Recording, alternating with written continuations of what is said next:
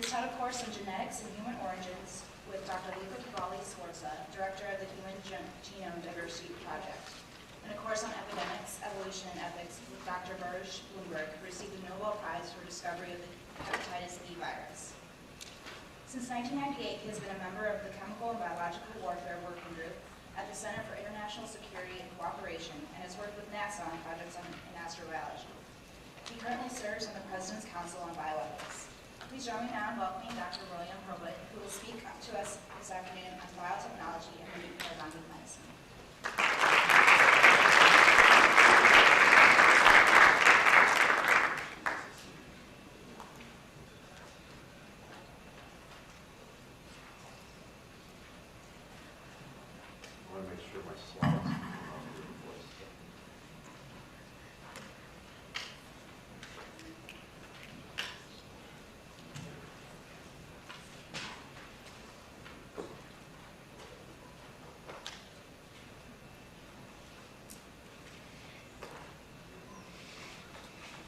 Well, thank you very much.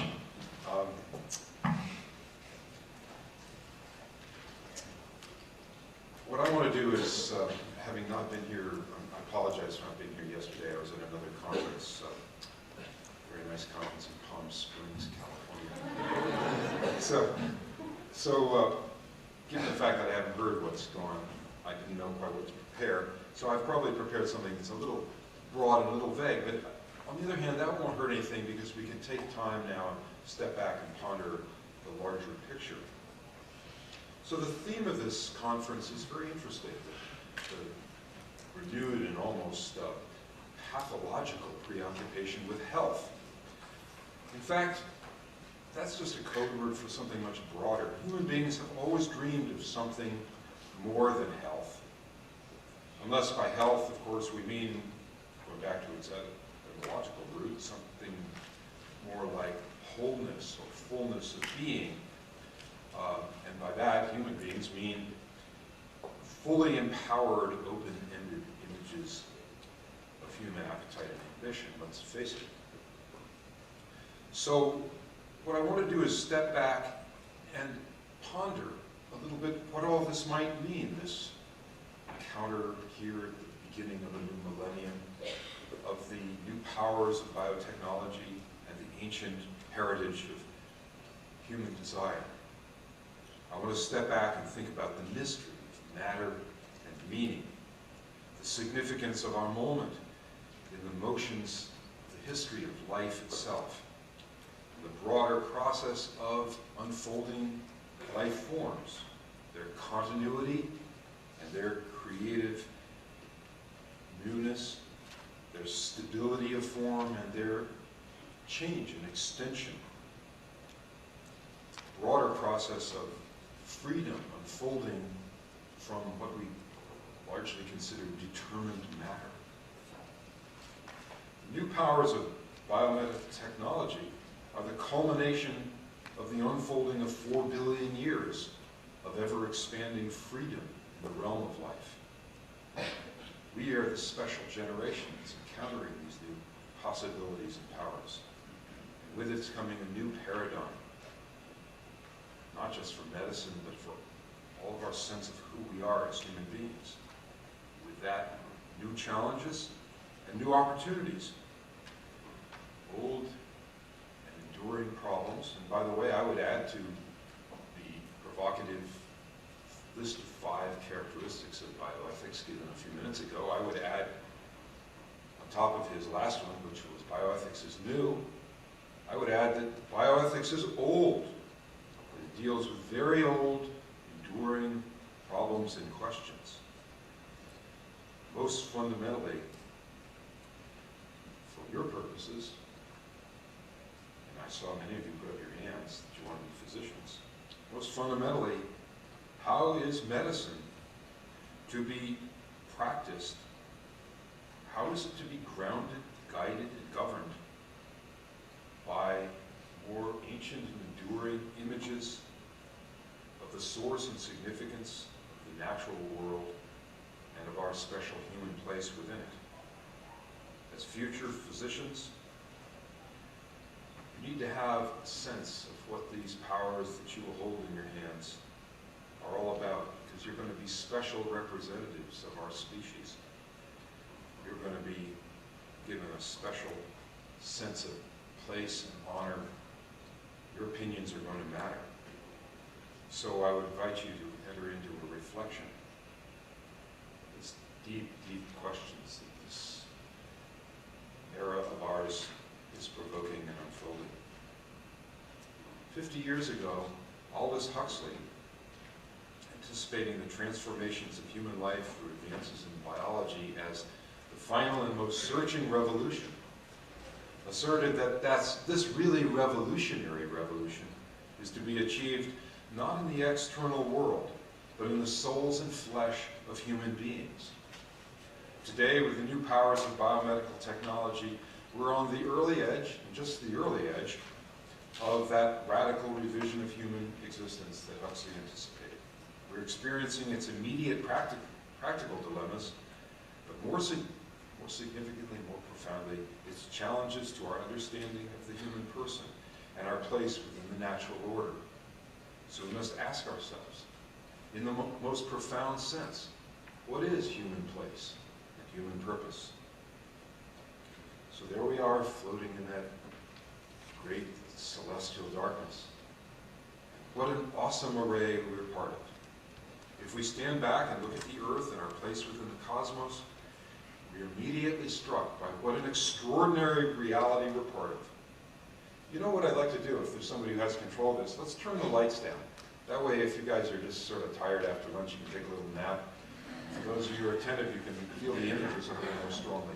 Is that possible to do? I'll see if I got a light here first, so that I can see what, yeah, this is good. So let's turn the lights way down, I'd like that. So there we are.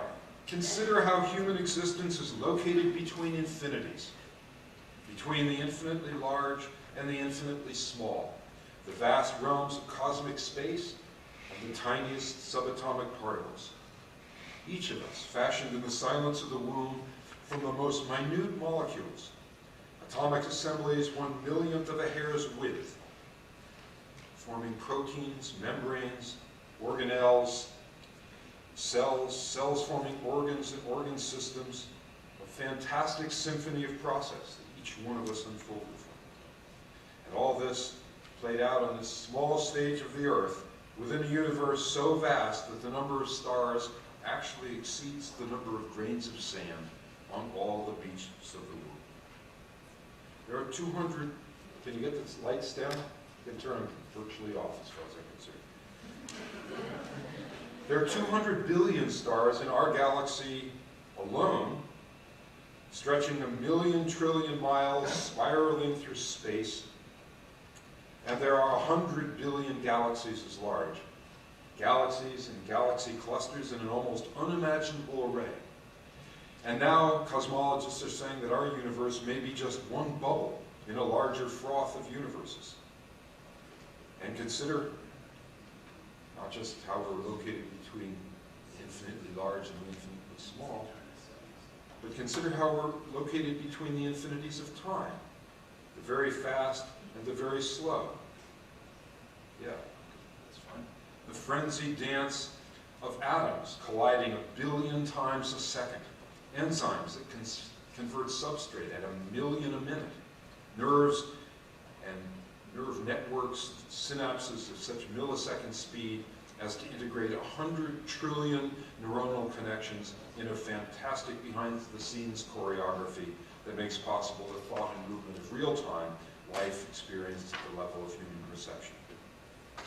Yet, the rhythm of our days and the cycles of the seasons is made possible by the enormous stretches of cosmic time. Processes so gradual as to appear to human perception as a changeless backdrop for the unfolding of human history.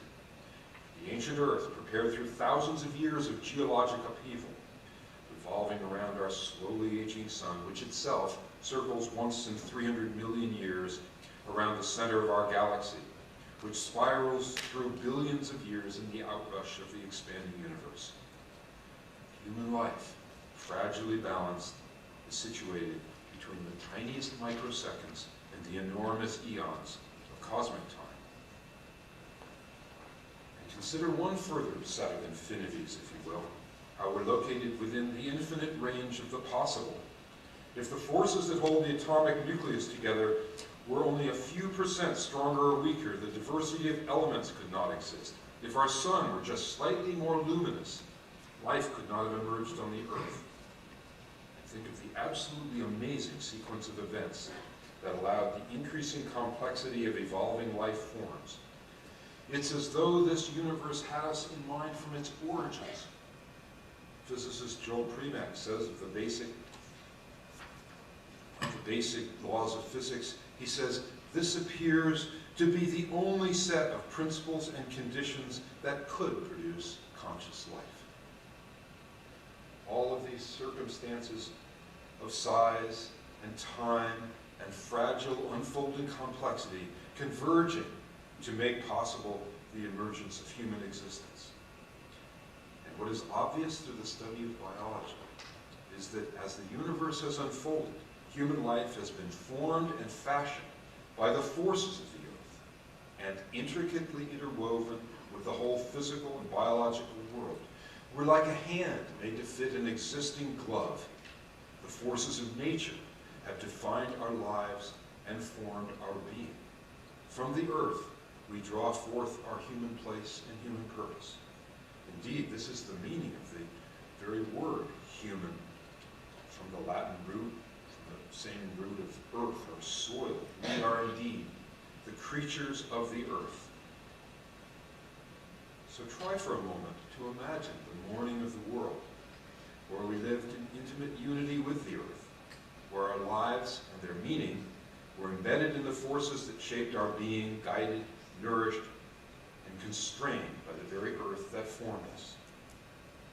If these early ages, these early moments of humanity, were anything like the hunter-gatherers today, which is a pretty fair assumption, then we can get some sense of this primary relationship with nature and what it was like. This might be an important clue as we go forward with our biomedical technology. What is it that is at our most fundamental level of our nature? Who are we? The physician anthropologist Melvin Connor spent 2 years living among the Kung in South Africa. You remember the Kung are the guys in the Gods Must Be Crazy with the Coke bottle? You remember them? Okay. Anyway, so Melvin Connor spent 2 years with the Kung.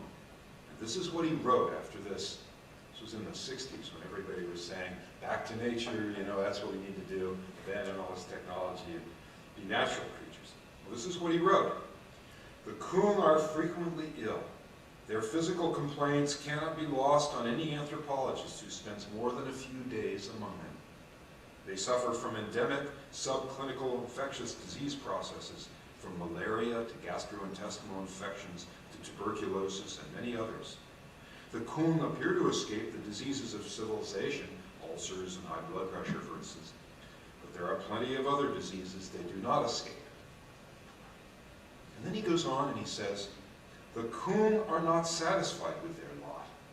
They are neither at peace with or inured to the many losses those bleak mortality curves deliver to them. And they are more or less continuously envious of people who are better off, both within and outside their own society. Well, not exactly Rousseau's noble savage, not what we in the 60s thought we should be doing. Rather, there is disease and dissatisfaction, a restless longing, pointing to an awareness of something beyond the horizons of life. Nonetheless, Connor goes on to describe the meaningful realities of their lives, their joys, their generosities, community, sharing, and sensitivity to diversity and old age. And so it must have been for the tiny beginnings of humanity, embedded in the cycles and the seasons of the earth, intimately interwoven with the fabric of the natural world, framed and constrained by the forces of biological nature, deeply connected by the meaningful relationship between body and being. But how did we get from here to here? for all the drama of that transformation, it is perhaps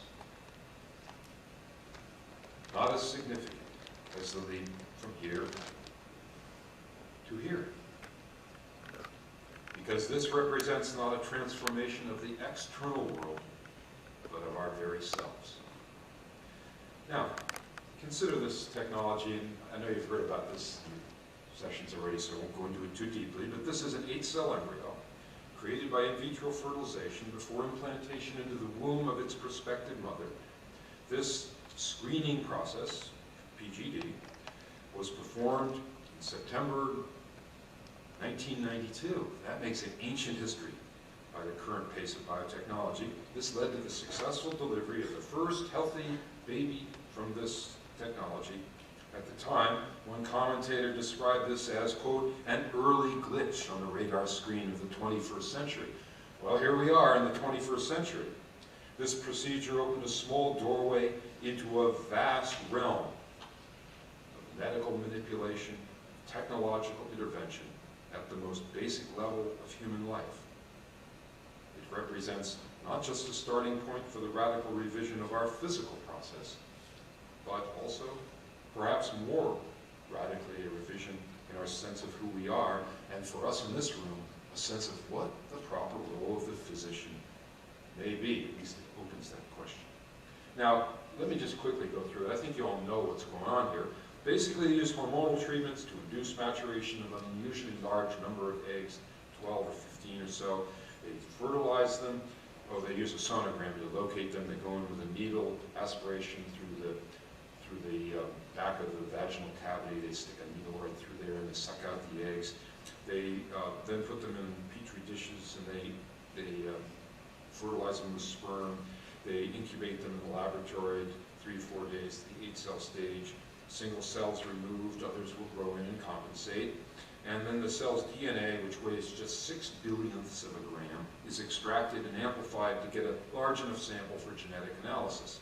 Sounds like a cookbook, doesn't it? In this case, both the parents were carriers of the gene for cystic fibrosis, and though each of them was without disease, they were recessives, so they carried a chance of 25% chance of a baby being homozygous, carrying both alleles and therefore having a large chance of having serious disease.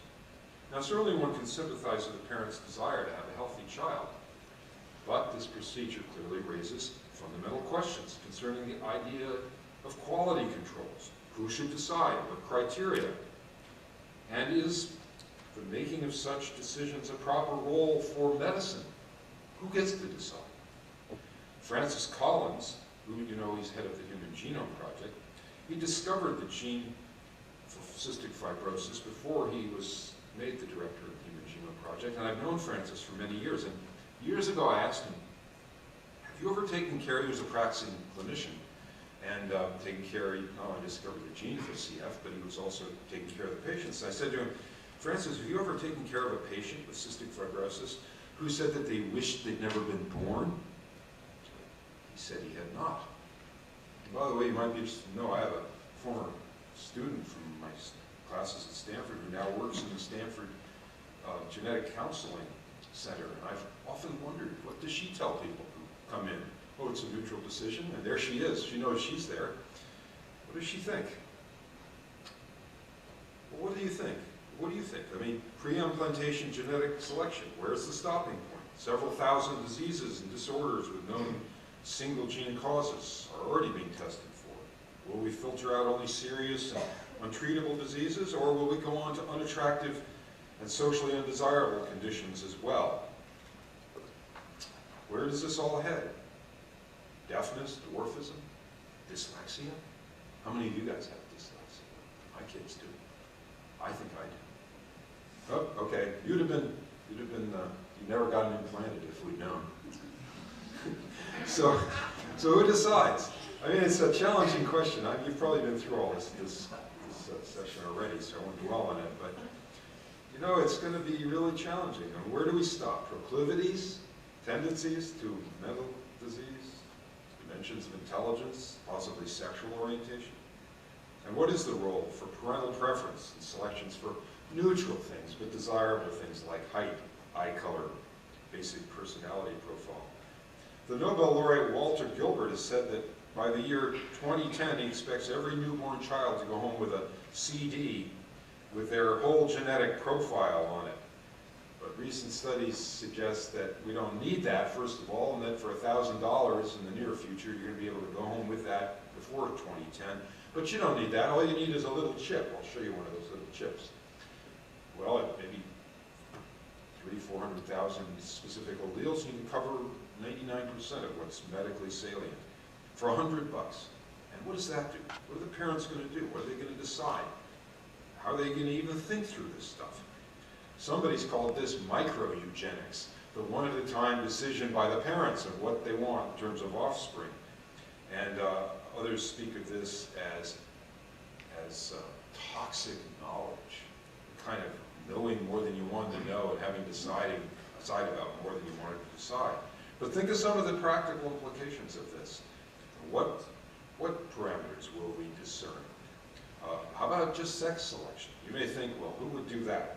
But as you probably know, the one-child policy in China has already led to a whole generation that will not know the meaning of terms like brother or sister, aunt, uncle, or cousin.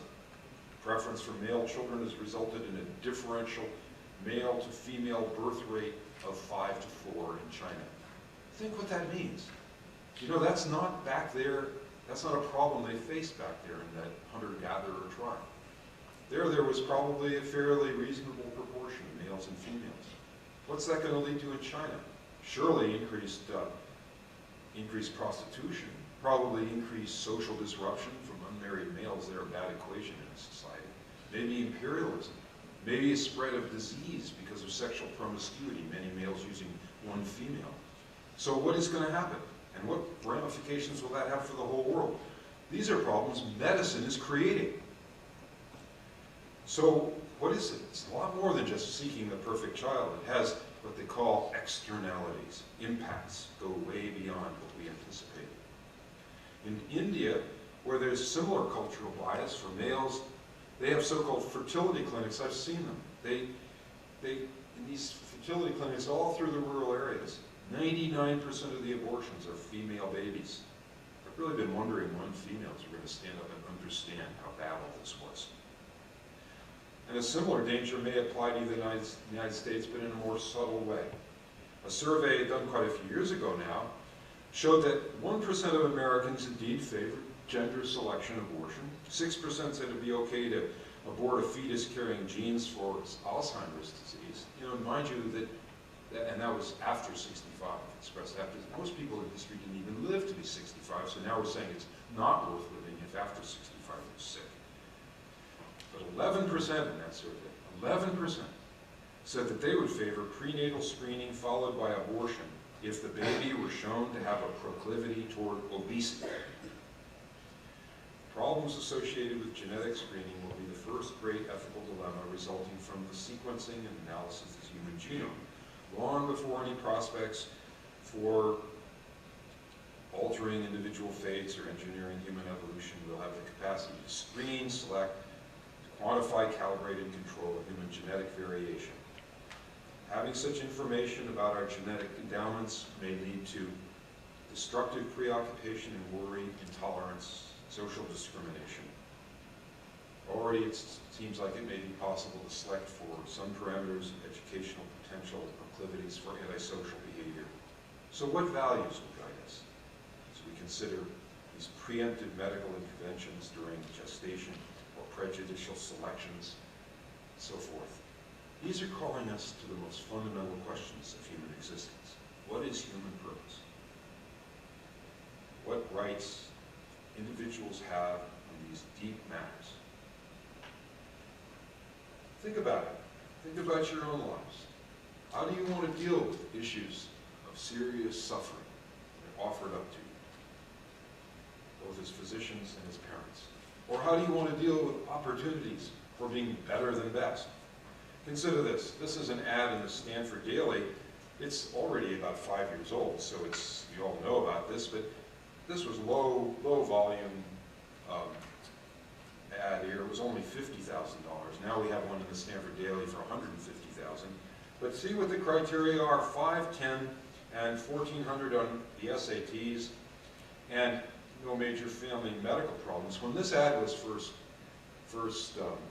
running, I was called by every major television network to come on one of their programs and talk about it, and I didn't want to do it. But finally I decided, oh, I'll do one. So I went on CNN, Talkback Live. You guys watch that every morning? Yeah, right? It was really dumb, sorry. So I was on there with the guy who was a representative of a law firm that was running this ad, and somebody in the audience said, well, why do they want such a tall, intelligent, athletic egg donor anyway? And he said, well, it's very simple. They're a tall, intelligent, athletic family. So one of my students answered this ad. There she is. And she went back, was flown back to Harvard. I guess you could have predicted that's where the other one would be. And the two of them filled out these forms. She said they put her up in a fancy hotel and gave her lots of nice food, and a 30-page form she had to fill out over the weekend. Included questions like, did your grandfather freckle when he tanned? I'm not quite sure what that was all about. Paul, what would that be all about? Did they not want anybody with Catholic Irish ancestry? I don't know. Anyway, finally she was deemed acceptable, and she was taken in for the first time to meet the prospective parents. And she told me she practically fell off the floor when she walked in the room. She said the mother was 5'1". I suspect the father wanted a son and didn't want to take the chance of having a small son. Because, you know, it's true that taller men do have a social advantage in the world. And, Stanford Business School, the future salary correlates more with your height than it does with your rank in your class. So, what is going on here? How are we going to deal with this? Already 1% of births in the United States result from artificial insemination by donor. We have pre-fertilization sex selection and internet mail-order sperm banks. One California firm right there in my old hometown there, Palo Alto, they ship sperm to over 30 countries. Imagine the FedEx guy comes and says, here's your sperm. Was also a sperm bank they shut down, by the way, sad for you guys. It's a Nobel Prize sperm bank shut down. Shockley, who started it, was a Stanford professor, and he once made the quick comment that his wife wouldn't have qualified for his sperm. How do you think it made his kids feel? Anyway, there was also a website at one point where purchasers were invited to bid on eggs from female fashion models. And as mentioned earlier today, there's a hospital that keeps a catalog complete with donor profiles and spare frozen embryos available for adoption. So, what's going on? Where are we going to go with this? What does this all mean? Consider some of the problems associated with in vitro fertilization. In this canister at Stanford, there are 300 frozen embryos kept for possible future implantation. I tease my friend who's head of the lab there that this, inside of this canister, there they are down in the sort of mysterious, smoky liquid nitrogen. I tease my friend who's head of the lab that this must be the densest human population in history. The problem, of course, is their ambiguous status as human persons. At least 2 countries, Spain and England, have laws mandating the destruction of frozen embryos after a set period of years. But on a private level, the status of these embryos is a more complicated matter. In one case, twin embryos were implanted and brought to term in 2 different pregnancies, 12 and a half years apart. In other cases, there have been custody battles over frozen embryos after divorces, and even a dispute over inheritance when a wealthy couple died in a plane crash and left several frozen embryonic heirs. Needless to say, many people stepped forward and wanted to adopt them along with their inheritance. And this brings us to one of the crucial issues of our age, which I don't want to dwell on, but I'm happy to talk about it in the discussion because I'm deeply immersed in this as a member of the President's Council. But that is stem cells. And let me just give you a little bit of background on stem cells. As you know, the point is to go to the bottom of the process of human development and therefore the generation of humans and therefore the regenerative powers of the cells go to the bottom and get the fundamental cells that are capable of producing the vast cells, tissues, and potentially organs that could cure us of everything we ever dreaded and maybe even meet some of our imaginations of being better than healthy. The very interesting biology possibilities, nerve cells seem to integrate in, wire in, and engage.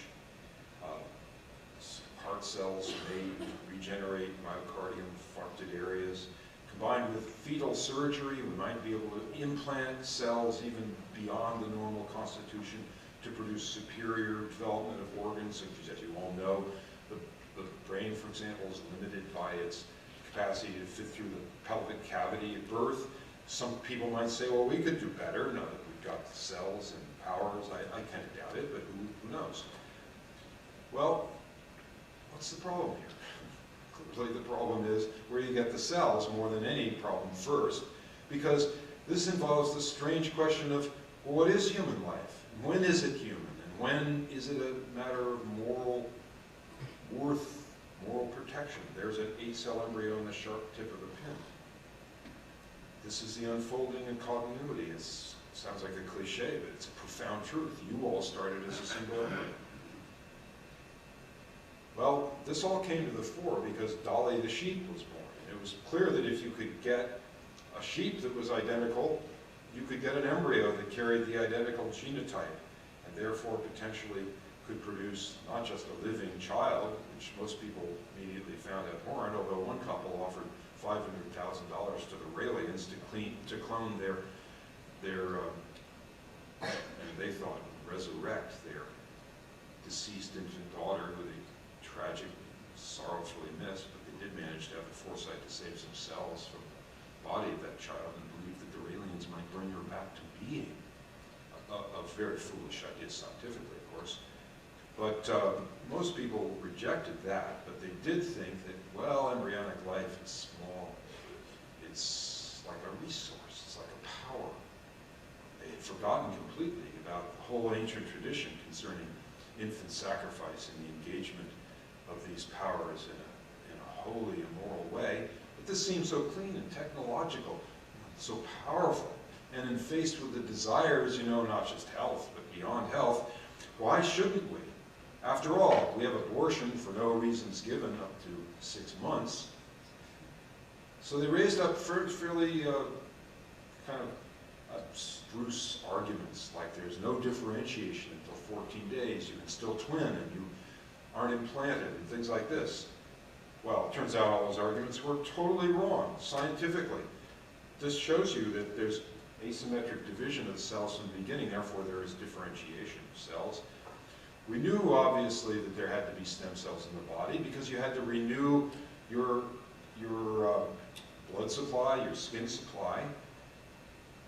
And so thought was, well, if we could justify it morally, we could get these primordial cells, we could do genetic engineering on them, and we could produce, we could add proteins, modify them, and produce all sorts of good possibilities for human health. And isn't health the goal after all? And is it unreasonable to take something that's totally unconscious of itself, it's really in a lab dish, and so forth? So huge problems. We can talk about that more, but I want to say that I think it's very interesting biology. If there were no moral issues, I would not be against it. And I am against it. I want to make that plain. I'm against the destruction of human embryos from the beginning. And I'll argue that with you if you want, but I think there's not a cogent argument for the creation and destruction of human life at any stage of its development. Nonetheless, I will not get down on the political arena and say no good will ever come from this science, because I think that if there were no moral issues, the science would yield us something interesting. At the very least, whether there could be cell therapies or not, it might yield us understandings that will lead to drugs. And I think that's where we're heading. And actually, if you really want to know where the future of the biological revolution is, in my opinion, it's drugs. It's small molecules, targeted, transient in the sense that they're temporary, and transcendent in the sense they can do things that their natural chemicals can't. With the sequencing of the human genome, we've now got an understanding of the protein targets that drugs are aimed at. To date, all of our drugs, all of our armamentarium of drugs targets a mere 400 protein sites. They're adding potential protein sites at 1,000 a year, estimating within a few years there'll be 10,000 possible sites. That means a vast intervention in human life. With the combination of cytology, with embryonic stem cell research, you might get new scaffolds for testing drugs, new animal models by creating chimeras. All sorts of amazing possibilities are emerging. Along with that, new models of disease. These are the obese mice models and so forth. And beyond that, new created living creatures like these pigs, which are living factories for producing kilogram quantities of pharmaceuticals that cost millions of dollars to distill in labs. There will also be vast banks of tissues. They're engineering animals to carry specific tissue-compatible organs that won't be rejected by our bodies, perhaps. They can work that out. Wonderful things and possibilities. Edible vaccines are being developed from genetically modified plants, making possible the eradication of pathogens and parasites such as guinea worm and polio, which we may be able to eradicate from the world, like we apparently have smallpox. One after another, your age, your era, one after another, diseases that have marred the face of humanity for thousands of years will be cured or effectively controlled. Amazing time with amazing problems. Think about it, not just the platform of our physical being, but our mental, psychological being. New understandings of the neuroscience will extend these discoveries into treatments of mental disease. Half the hospital beds in America have traditionally been occupied by mental patients. Now we've got more of them out on the street, but still you can see by any street corner in a big city, there's a lot of mental disease, tragic lives. 1 to 2% of people worldwide suffer from schizophrenia. And so we have serious challenges and wonderful tools coming in. But then, where does it stop?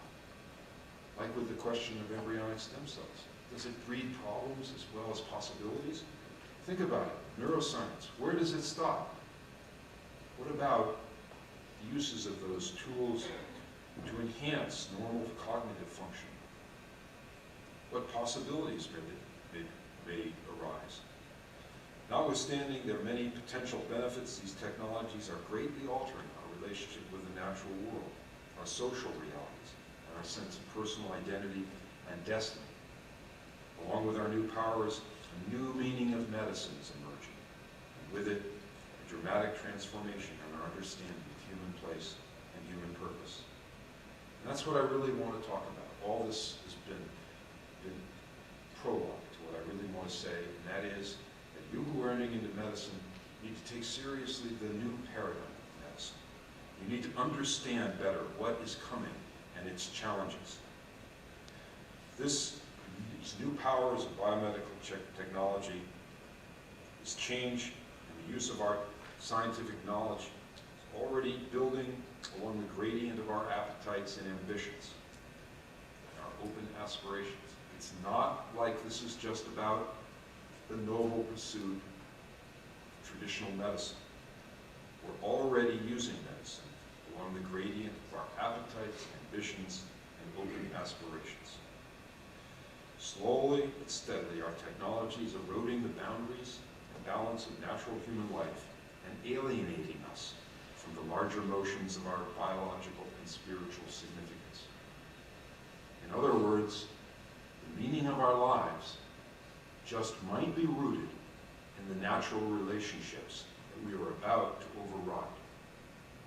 Now, that's a tricky thing to say because, as I said earlier, natural existence itself is not some kind of noble, savage, paradisical existence. It has its own challenges. So where do we find the balance? And what is it? Well, let's make the case first for what the dangers are. Consider this ad for Rogaine. You know, it's a pharmaceutical agent used to stimulate hair growth. It says here in the small print, I can't even see the small print. It says, if you're losing your hair, you no longer have a reason to lose hope. And then it says, see your doctor. See your doctor. Well, that's the old ad. Now all I have to do is go to Costco. They were very clever. They got it brought in through the benevolent offices of the medical profession, but then, once they had it established and accepted, they got it over the counter, so now you can get it at Rogaine. I get Rogaine at Costco. This exemplifies what you already are very aware of. I can tell by the dialogue I've heard even in the brief time I've been here. Medicalization of natural human life. When I was a medical student, male pattern baldness was not considered a disease. The traditional role of medicine has been to cure disease and alleviate suffering. Seen in this way, the task of the physician was to restore health so the patient could return to the process of living a natural, normal life. This idea was put succinctly by the Roman physician Galen when he said, "The physician is only nature's assistant." Now, however, with our new biomedical technology, all that is changing. And this is what I really want to say. This is the operative center of my talk. The idea of healing is being displaced by a broader metaphor of liberation, freedom. And this is not just freedom from sickness, but from distress, struggle, and even the constraints of natural life processes. Liberation, freedom from all that is unattractive, imperfect, or just inconvenient. In short, medical science is being used as a tool in a project of technological transformation in the pursuit of happiness and the quest for human perfection. Over the past few decades, there's been a dramatic rise in medical interventions for cosmetic surgery. You all know that. Liposuction is now the second most common surgical procedure in America.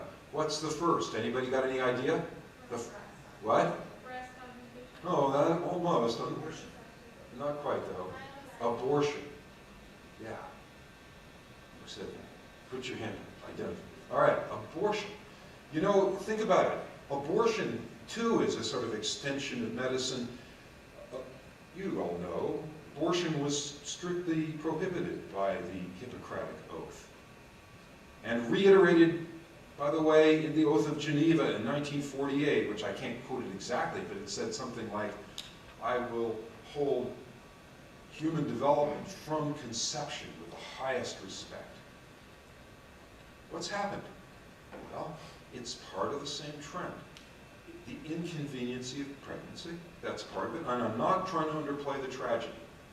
The laws, I was awake and aware, up and bubbling as a conscious human being when the laws were changed. And they were done for compassionate purposes. It was supposed to be safe, legal, and rare, remember? And by the way, it's not a religious right Republican issue. Even Hillary Clinton says every abortion is a tragedy. Well, I don't know what she means exactly, but I think I know something. She's right, partly at least. But why do people have abortions? Partly because it doesn't fit in with their life goals, and as pointed out earlier in the previous talk, partly for cosmetic reasons. They simply did not want to have a child with this or that condition, partly because it's a big burden to have a handicapped child. I know myself because I have one. But also because it just wasn't in their image of what their life was going to be like. Wow, it raises a profound question, doesn't it? Should we frame the world, remake the world around our images of the ideal? And if so, what is the ideal? So, I mean, liposuction, that's clearly related to some ideal. How many of you wanted to look exactly like those people at the Oscars the other night? Please don't say this. But somebody mentioned breast augmentation. In the United States, 2 million women have had breast augmentation. Actually, I have to be honest with you. I don't know if that's 2 million women or 2 million breasts. But anyway, there have been 2 million breast augmentations. And surveys show that 5 to 13% of adolescent boys now use steroids, not just for athletic performance, but for a stronger, more masculine appearance. Furthermore, according to an editorial in the Journal of the American Medical Association, over half of the use of synthetic growth hormone is driven not by medical indications, but by, quote, a cultural heightism that permeates American society. Indeed, as I said, taller men are rated more attractive and make higher salaries. The these practices, these kinds of manipulations of medicine, amount to medical treatment for self-confidence and social advantage. Not the traditional medicine anyway. Human beings have always, however, used medicine this way. This is really not something new. Human beings have always imagined something more than health, and they've always sought to control their bodies and shape their identities. But now, the reason that I can say there's a transformation of paradigm is because now the power of the tools goes way beyond what it ever did, to the point of being a whole new category. Now, freed from natural constraints, there is an ever more radical revision of human flesh, of form and function. One after another, our technology is shattering the boundaries that have defined our lives and framed our self-understanding. Remember, we began by talking about that natural framing, like a glove made to fit like a hand made to fit the existing glove of the world, meaningful relationships, body and being. Now, however, we're breaking these boundaries. We're shattering the boundaries that have defined our lives and framed our self-understanding. What nature has joined together, technology is putting asunder. Consider it. I mean, I'm not saying this moralistically. You need to decide for yourselves the moral issues here. But just consider the practical meaning of it, so you can think clearly about the moral meaning. Consider contraception, free to have sexual intercourse without producing a baby.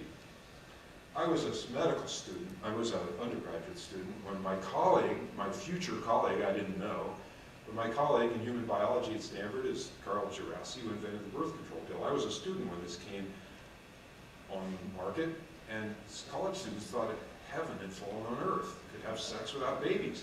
And antibiotics made it possible to have sex without worry about sexually transmitted diseases. We had a small window there for about less than 20 years where we had that unreality. And of course, abortion added the third element, because occasionally you would get pregnant and had to solve that problem. So it was the sort of triumvirate of the sexual revolution. But it was a radical transformation in relationships of life. Freedom to have sexual intercourse without producing a baby. Artificial insemination and in vitro fertilization. Free to have a baby without sexual intercourse. Some women, you say, what do you mean? People who have IVF want to have sexual intercourse and babies, they just can't do it the normal, natural way. Not true. Just today, you heard somebody say that a person never had a date, wanted to have a baby. Some women find the idea of sexual intercourse is totally disgusting, but they do want to have a baby. So that changes the equation, doesn't it? Postmenopausal pregnancy. A woman in California last month, 63 years old, I think she was. She had a baby. So now it's possible with egg donation to have babies practically at any age, and with frozen eggs, as mentioned earlier, freedom to have a baby when it's career convenient, even if it's in your 50s, 60s. The contraceptive pill was a major milestone in the transformation of the role of medicine, and we just let it go under the radar. We didn't even notice. Everybody was so preoccupied talking about this or that, they didn't get down to the fundamental question. For the first time, tens of millions of women were using a medicine to cure, in quotes, something that's not a disease. Does that strike you as an interesting moment in human history? Medicine was greatly transformed in that moment. But did we think? Did we stop? Did we ponder? And look, I'm here at Notre Dame, but I'm not a Catholic, okay? Or at least I'm not Catholic by background. I have actually a growing respect for Catholicism. I have to tell you that. Lest you persist in the prejudices I was raised in. The reflection the Church gave regarding contraception, regardless of whether you are Catholic or want to keep their teaching, was thoughtful, at the very least. They said, how many of you have ever actually read it? No. Have you ever read Humanae Vitae, the Pope's encyclical? You ought to do that if you're serious bioethicists. Because regardless of your background, it'll make you think more deeply about what this means. The unitive and the procreative are somehow mysteriously joined in a way that provides not just the material groundings for your existence, but the meaningful frame for it. I read it and I was so taken by it that in my marriage I did not use contraception. And that's very self-revealing, but I've never said that to a conference before. But, but anyway, point is, there's something strange going on here. There's something amazing going on. Medicine's taking on a new role. But think about it, even if you just want to think about it practically and not exactly with those kind of larger spiritual and moral questions. Think about the practical implications. Did we really understand this connection deeply enough, the personal, social, and spiritual implications of reordering this relationship, this dynamic of life? Let's be honest about it. The sexual revolution resulted in increased promiscuity, sexually transmitted disease, and its concomitant infertility. Last year, there were 3 million new cases of chlamydia, the major cause of infertility and subsequent IVF. IVF is tied to the pill in 2 ways. First, the sexual revolution and the increase in sexually transmitted diseases, and second, the delay in women seeking to even get pregnant. Let me step back to the first, and here I want to moralize with you, but in a medical sort of way, not a moral sort of way, moralistic sort of way. If any of you have any question at all after having had a sexual relationship, please go to your health centers and get tested to see if you have chlamydia, because you may be smoldering the most profound tragedy in human life, and that is infertility. Talk to anybody who's been unable to have a child, and you'll find out that there's more pain in infertility than there is in cancer and Alzheimer's disease combined. So take it seriously. This technology turned out to be a tragedy for many people. Not just a tragedy of sexually transmitted disease, but delayed fertility. Women somehow thought, you want to read a compelling book? Read a book called Motherhood Deferred by Ann Taylor Fleming. You know her name from NPR. She's a journalist. She got so enmeshed in her career that she, when at age 36, her husband, making love, he looked down on her, she says, he looked down on me and said, let's have a baby. And she said, honestly, the thought had never occurred to me. What's going on? You know, in a natural environment, I'm going to just take the time to tell you these things. In a natural environment, by the age, and I'm not condoning this, but this is the way it is, by the age of 14 in the Yanomamo, which is an Amazon tribe, by the age of 14, virtually every female is in a sexual relationship, a full sexual relationship, and by age of 20, 90% of them have children. So here we have a 36-year-old woman who just doesn't even know the connection. So she said they tried, couldn't. A year or two later, they decided we better hurry. Fertility's going, because the curve goes like that after age 35. Don't wait too long if you want to have a baby. So she tried, couldn't have a baby, went to IVF, they tried several cycles. Tragically, she never could. And now she speaks in sorrowful prose of the unused magic of her body. Nonetheless, here goes our society. We now have clinical trials being conducted on chemical contraceptives that put menstruation on a tri-monthly cycle, and there's even talk of rendering menstruation obsolete by hormonal manipulation. You know, and I want to be very frank with you.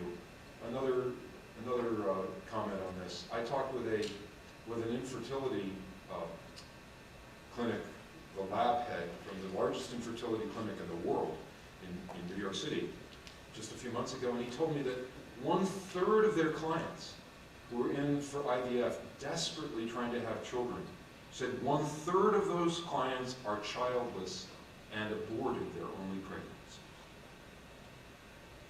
Imagine how you'd feel. You also ought to know that there's a certain number of people, for some reason, can only have one pregnancy. We don't know why. So be alert to these things. And here I'm not moralizing to you, I'm medicalizing to you. I'm not in that sense of transforming everything in medicine, but to warn you about the medical realities, because they're inseparable from the moral realities. With our new knowledge of biology and precision tools of our vastly expanded pharmacopoeia, many other aspects of human life, from fetal development to aging, will become the focus of medical intervention and medical revision. As a society, we have an eagerness, even an expectation, that a medical solution will be forthcoming to nearly every type of personal and social problem. Nowhere is this potential for both medical benefit and disruption of natural life processes greater than in the neurological sciences and neurological functioning. That's my deepest personal interest, is the ethical issues in neuroscience. New tools for imaging and monitoring brain function, together with a deepening understanding of brain chemistry, are setting the stage for a wide range of interventions in human life, not just neurologic functions and associated with things, these are vascular, but they're also neurologic, associated with things like erectile dysfunction, but even things like mental functioning. Drugs, already we've got psychopharmacology, what somebody's called cosmetic psychopharmacology.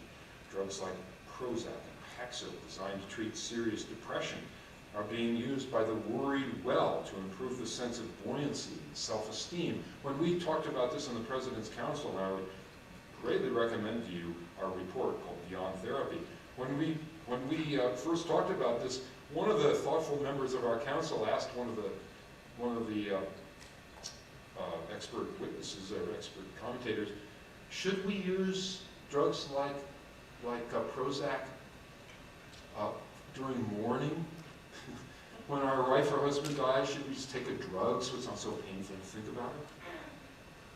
I mean, you all know, and I won't recite this, you know, all the dangers of turning normal restlessness in pre-adolescent boys into a disease called attention deficit hyperactivity disorder. And I'm not saying there isn't a real disorder, but it's clearly been overextended. By one estimate, 50% of the children diagnosed and treated with drugs like Ritalin fail to meet even the broadest definition of this disorder. So all this raises one thing, and I want to start summing up here with a few conclusions that should be attentive to. One of the major objections to all of this medicalization of life, can be a false and deceptive solution, a quick fix by a society unwilling to address problems at their personal and social roots. This is heading us toward one of the most difficult ethical dilemmas of all, the biological foundations of freedom and responsibility, and the medicalization of criminal behavior, which I think will become the hardest issue of the 21st century. Recent studies suggest that genetic and developmental factors underlie some forms of antisocial behavior, including addiction, impulsive aggression, and aberrant social compulsion. Will we now turn to such solutions as preemptive pharmacologic therapy in childhood, based on statistical implications? Will we use mandatory electrode implants or psychosurgery on criminals as an alternative to adult imprisonment? These possibilities would be potential extensions of current research and therapies. Surgical techniques that involve the focal destruction of brain tissue are already being used therapeutically with some success in the treatment of obsessive-compulsive disorder and Parkinson's disease. And electrical implants are now being used to control tremors and intractable pain. So there could be logical social reasons for doing all this. And I'm not making a blanket condemnation here, but just raising the profound questions that they pose. Furthermore, consider the possibilities as we reach deeper into the neurophysiology of behavior. Likely areas for biological intervention include early education, athletic performance, and even romantic love. Already there are drugs to increase memory, aggressive confidence, and sexual desire. What strange realms will we enter as we unravel the foundational substrata of perception and consciousness, as we gain power over the production and management of all pains and pleasures? Some say this is good, that it will bring new forms of recreation, religious experience, and self-exploration. Others say it's human destiny to express ourselves beyond the limits of nature, that it was indeed evolution's plan that man should become the artist of his own creation. They call for a major project of biological re-engineering of humanity, of self-guided evolutionary extension of the human species. Among the proposals for the implementation of such technological transcendence are varied forms of cyborgs, human-animal, machine, hybrids, and so forth. That's ADHD, I'm not, they're cyborgs. Research to create neurologically integrated artificial prostheses for amputees and paraplegics has led to the development of computer interfaces that can form direct functional connections with nerve fibers. I have this slide just to show explorations, okay? I'm a little behind on the slides there. So, enhancements, implants. One of my colleagues at Stanford comes to my class and shows how they can put these implants into a brain. The thought process can remotely control objects without the person ever move via computer-driven objects that senses signals from his receiver, a transmitter that's connected to his own nerves. So amazing, weird projects. So some scientists propose that in the future we'll all carry implantable brain chips that will extend the dynamic range of our senses, enhance memory, increase information access, and allow constant communication, sort of implanted email, if you will, with a wide social network. Others have in mind, of course, a more direct transformation through genetic engineering and a radical revision of both body and mind. They see the human species as a mere stepping stone in a larger and longer evolutionary project. Their proposals for post-human superior by design include new modes of perception, increased intelligence, and physical immortality, and sometimes a new world order of love, peace, harmony, brought about by biological redesign of the human mind. Making more docile humans, is that what that would be? Domesticating humans? There's a great deal of extravagant speculation about all this and journalistic exaggeration about these possibilities concerning human engineering of our race. Indeed, this seems to be one of the foremost products of biotechnology, this hype. It's used to sell magazines, but it's also given an astonishing assent by serious scientists, which is sort of amazing. Consider, for example, just two quotes, one from Stephen Hawking, the physicist. He says, "It's likely we will be able to completely redesign the human genome in the next 1,000 years. I think he should stick to physics." William Hazeltine, head of the Human Genome Sciences Corporation, previous head, marking the creation of the Society for Regenerative Medicine, said, quote, "The real goal is to keep people alive forever." Well, we've been through something like this before. Early in the 20th century, we had the eugenics movement. At that time, Herman Muller, a Nobel laureate in 1933, he spoke out in favor of programs of controlled eugenics. He said they provide the opportunity to guide human evolution to make unlimited progress in the genetic constitution of man, to match and reinforce his cultural progress, and reciprocally to be reinforced by it in never-ending succession. More knowledge, more transformation, more knowledge, more transformation, widening spiral. Muller at the time was an ardent supporter of the new communist movement, and he suggested that we create wonderful people like Marx and Lenin to be our ideals of humanity, our models. See? Well, that later he became disillusioned with communism, as did many American leftists, and he changed his models from Marx and Lenin to Pasteur and Lincoln. Well, this points to another one of the big problems here, what's called the flavor of the month problem. It underscores the dilemma. If we are to improve the natural constitution of humanity, who gets to decide what standards and values will guide us? But more to the point, and this is where I think it gets very serious, more to the point, the biology of engineered evolution would most likely exceed not just our wisdom, but also our technical control. Until now, we've had very few successful applications of our gene therapy, though most scientists agree there will be some in the next 10 or 15 years to treat specific disorders. But here's something that you may not have thought of, so let me go into it a little. Repairing genes is like fixing a link in a broken chain. It's far simpler than implementing a project of eugenic engineering. Fixing something that has many consequences downstream seems like you're making a big transformation, but it's a simple change. Making differences downstream is far different in terms of enhancing or improving something. Genes are not Legos. It's not like Mr. Potato Head, where, oh, there's a new nose, there's a new ear or something. Almost every trait we care about, in fact, indeed every trait, is controlled by many genes, and all genes affect many traits.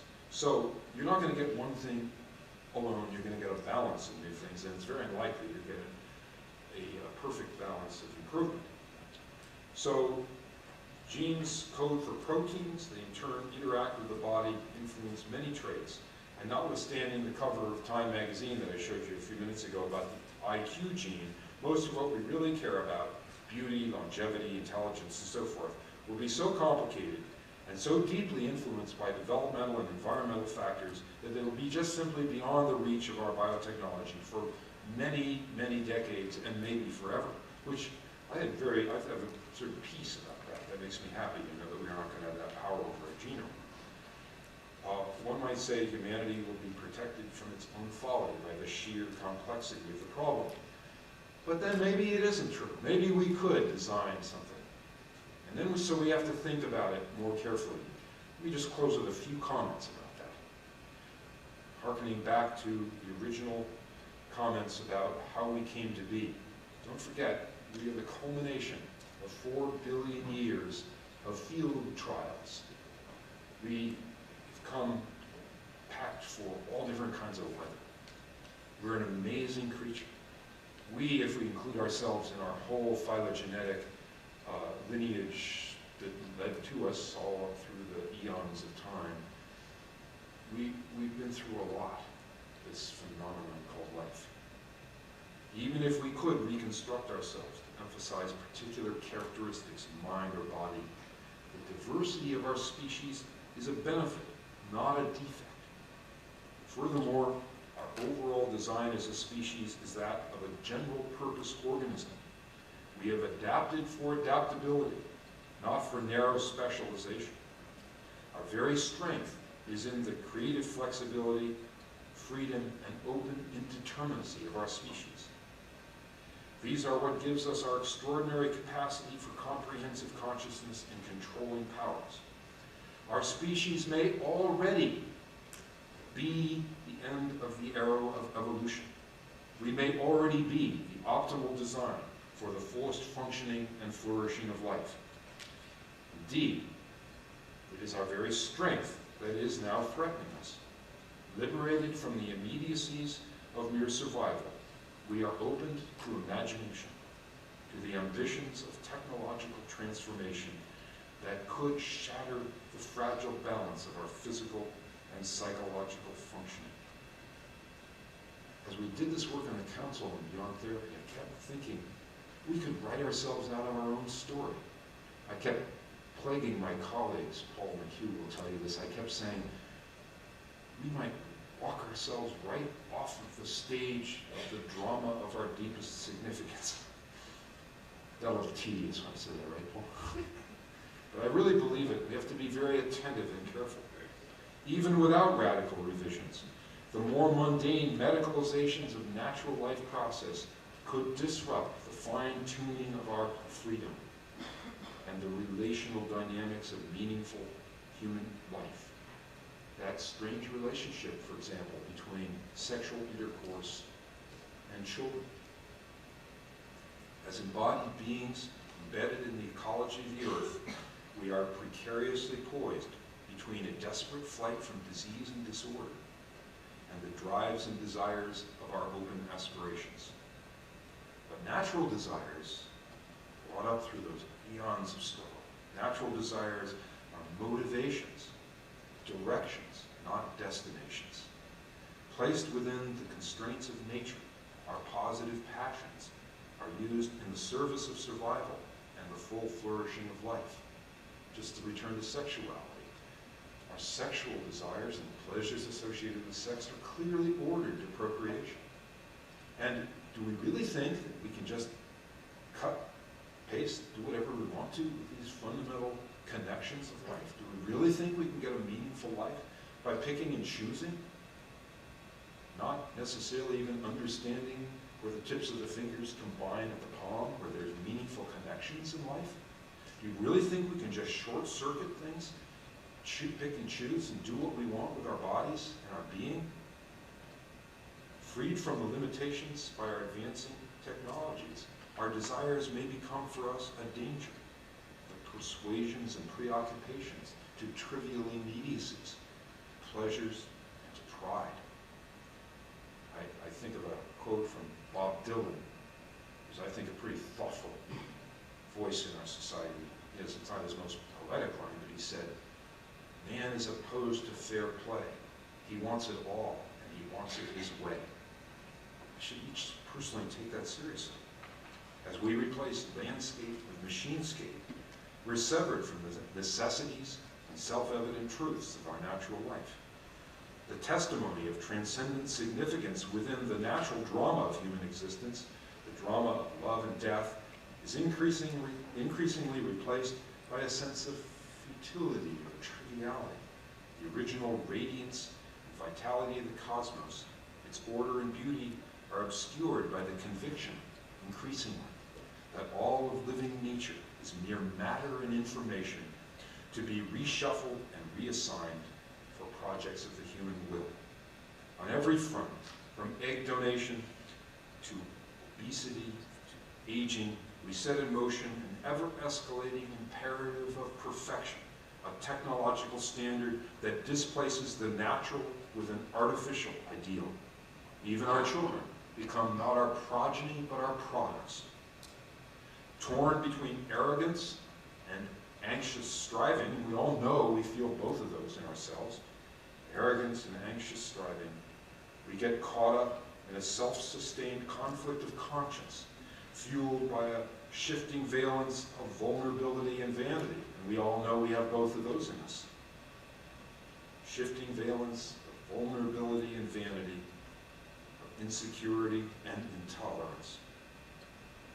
This dynamic process, heroic struggle and sacrifice of the natural environment give way to a competitive rivalry corrosive to human self-concept and community.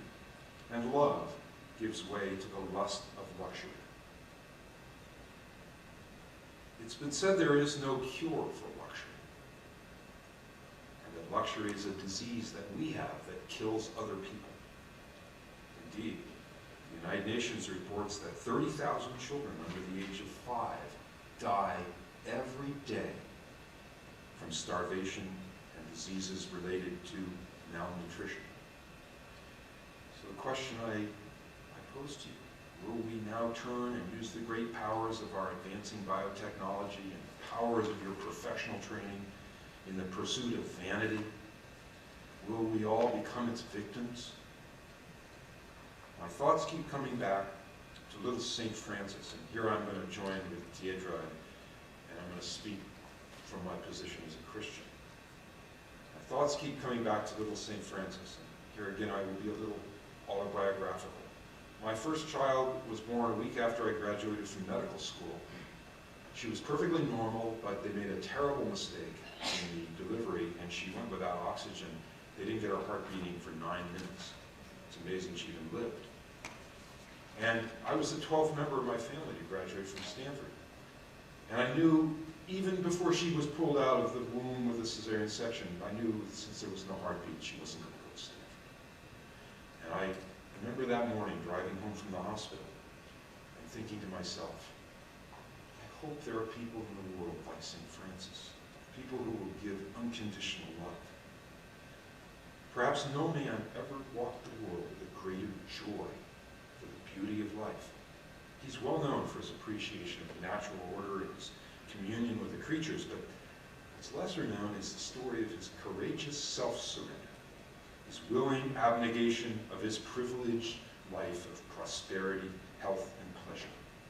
He freely gave up his wealth and position, and he turned to care for the wretched, repulsive bodies of the outcast lepers. And there he found the resonant reaches of the fullness of love. The great French theologian Louis Bouillet wrote, "Man can recover true life and preserve the cosmos only by rediscovering that a certain voluntary poverty is the condition for possessing the world in a way that will not reduce it to ashes."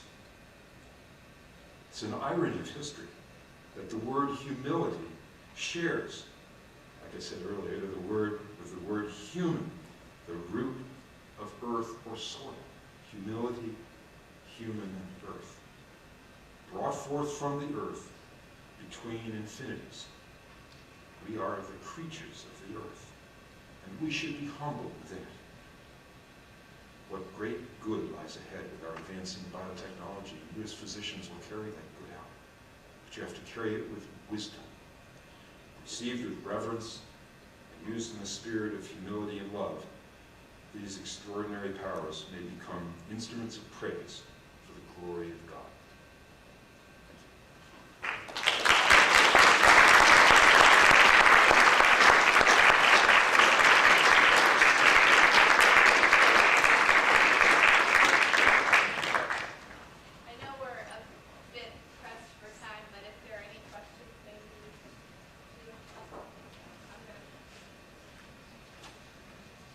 Sorry, I ad-libbed too much.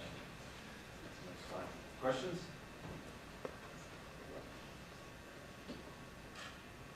That's good. Got any answers?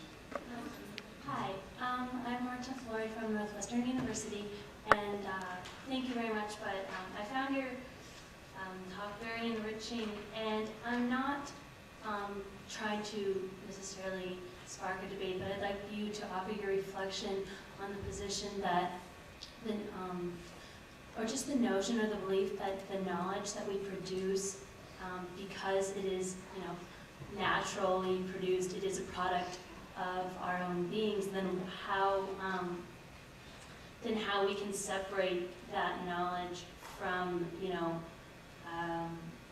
the natural. If it is, part of our cognate natural ability is the interaction that is producing that knowledge, then how you can separate that from the natural. And then also, I'd just like to point to one thing that I feel that more medicalized right back is that there are lots of women that do have abortions that are able to also have more children too, just to point that out. I don't know, I felt that that fact was left out.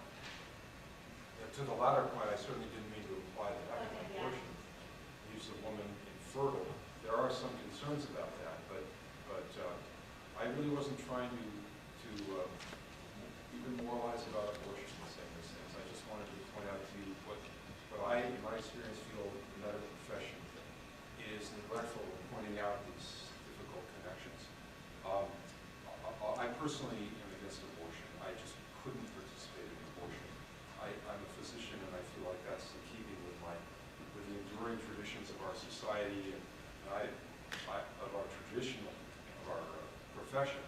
And I feel like we're in an era where we've encountered so many new challenges that we've kind of lost our way. But I certainly also understand why many of my colleagues don't feel the way I do. And well, I'll just leave that to you guys to work out for yourselves. But with regard to your first question, it's a very profound question. And if I seem to be extolling nature, then why am I complaining? These are just the outplays of nature. We're just natural human creatures, although we're a little weird. I mean, you've got to admit, when I showed you that picture of the cityscape from the little boys to Manhattan, we're not quite like other creatures, but yes, we are a product of nature. But it is our nature to be moral creatures. One author called us the moral animal. His was the emphasis was on animal, though. And I would put us in a mysterious other category.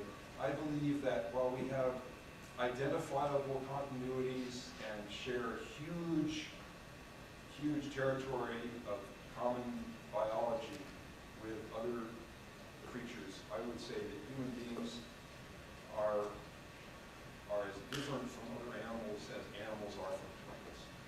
That we are in a separate category of being. It's why I, as a medical physician, am willing to use all other natural creatures, when used respectfully and reverently, as instrumentalities of the process of serious inquiry for cure. I will even accept reluctantly the use of a chimp for a serious experiment, but I would never use a human being. I do think that's a profound question. I would just say that well, maybe I can say it this way. I was not trying to say we should either be natural or unnatural. I was trying to say, let's add a sixth category to the one of the five that were spoken of at lunch. That bioethics is, he said, number 5 was that bioethics is very new. I would add that bioethics is very old. That not only do we have a very ancient heritage of natural groundings for our being, but we have a very, very long tradition of wisdom. And we should, I personally don't like bioethics. I don't call myself a bioethics ethicist. I feel like it's a sort of a ersatz category. I'm not trying to denigrate the importance of the questions, but only to say that finally these are profound questions of great breadth, and nobody can be trained in these so-called two sides. That we need to, in all humility, come to the table as a family in a conversation. And in that conversation, we should follow the first principle of intelligent tinkering if we are going to change human existence. That first principle of intelligent tinkering is never throw away any of the parts. And that means not just physical parts, but cultural parts, including your religions. Thank you. Good question. Howdy, I'm Blake Goodman from Texas A&M University. My question was more on the definition of the meaning, or not the meaning, the beginning of life, because to me that seems to be the largest contention for, abortion. Well, it's okay to get rid of it as long as it's not a human.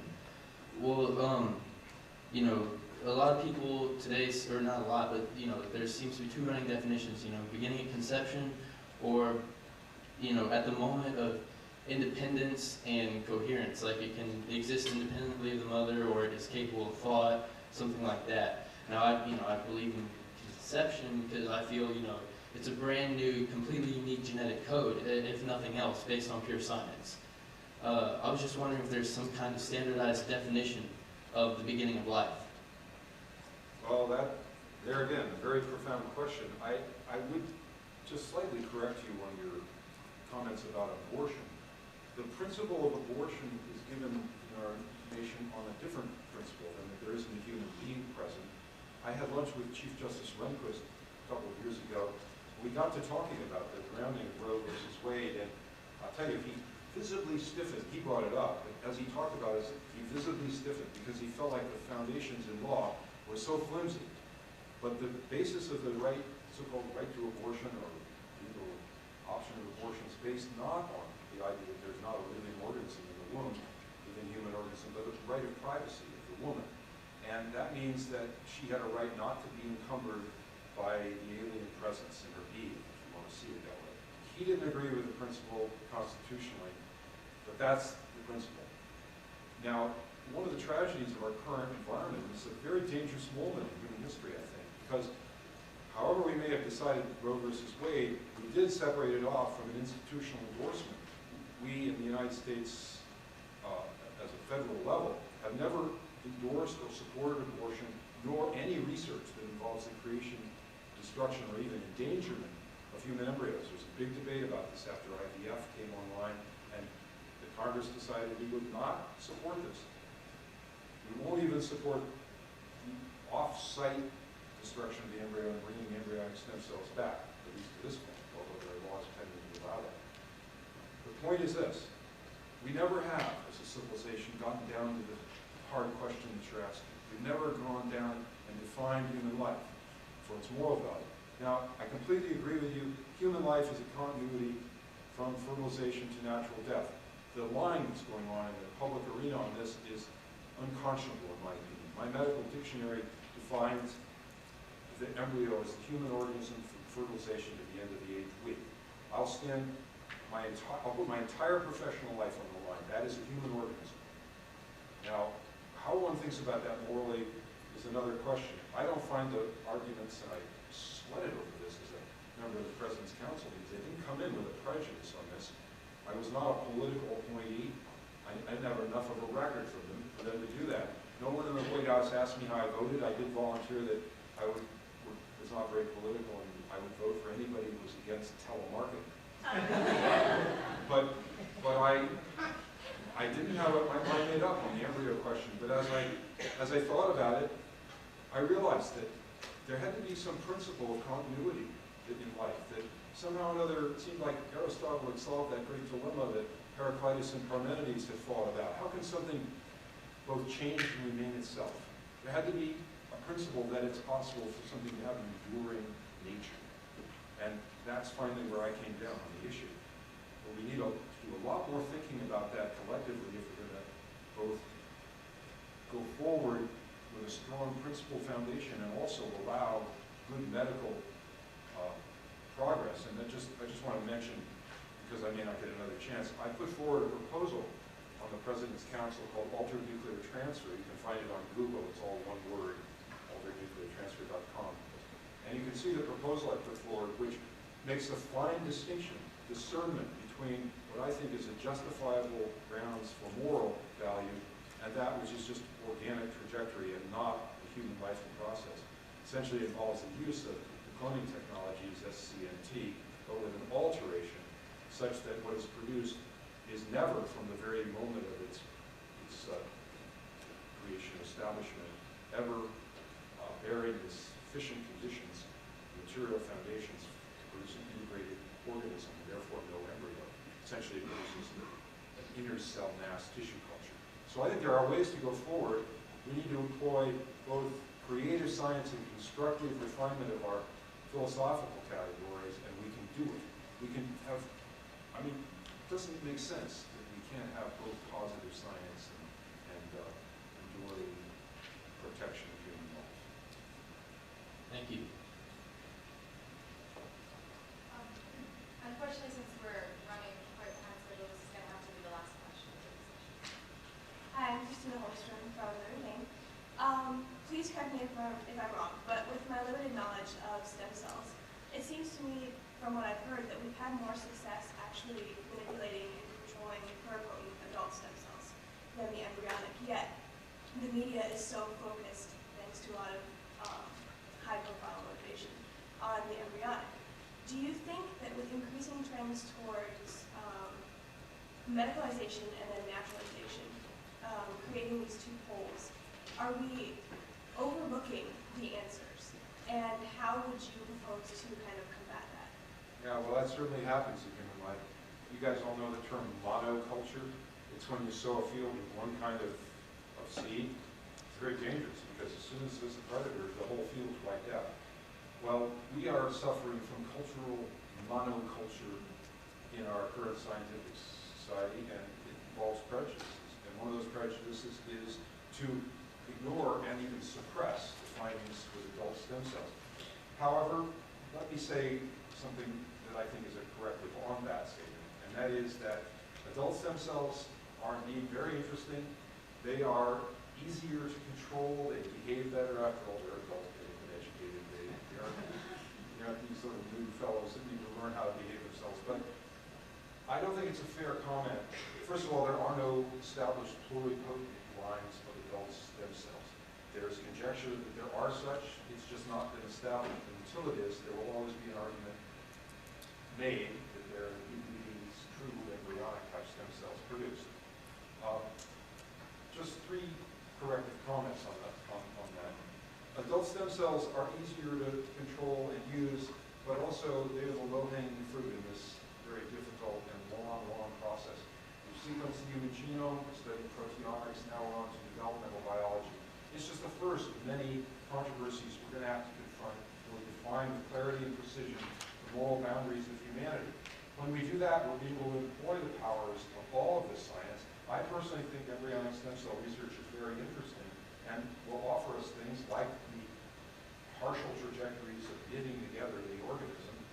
We'll study it by dividing it into parts so that we don't have a moral whole.